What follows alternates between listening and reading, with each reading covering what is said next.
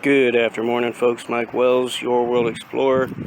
Right now we're going to take a look at our golden Dorsett apple tree, which is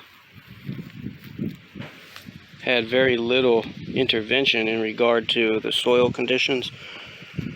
So all we've done down here is we've dropped in some sulfur pellets to try and acidify the soil, and it's had a good impact on the root system. There's not a lot of organic stuff going on in this soil right now. It's all sand. So I'm pretty confident that this golden Dorsett apple tree is not happy.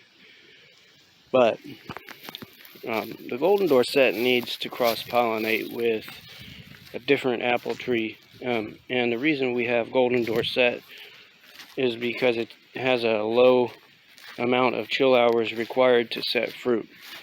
Now if we look over here, we have a golden Dorsett on the left and an Anna apple on the right.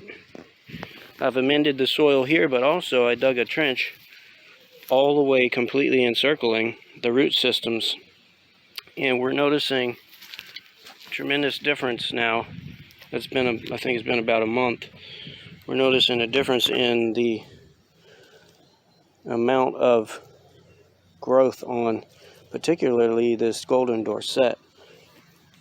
So I'm thinking that doing the lasagna layer trench around the root system is having a positive impact on how many nutrients are being pulled up by this apple tree.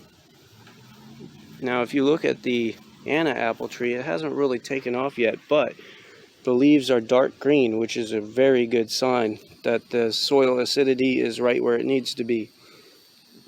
And going forward, this one might actually throw off some new branches, which I'm hoping it does. Hope it gets taller. These are slowly growing, but as we work with them going forward, they will do better. Thanks for watching, folks. Don't forget to like and subscribe, as that helps the channel grow. And stay tuned, as we'll keep you updated on the progress of these golden Dorsett and Anna apple trees. Have a great day.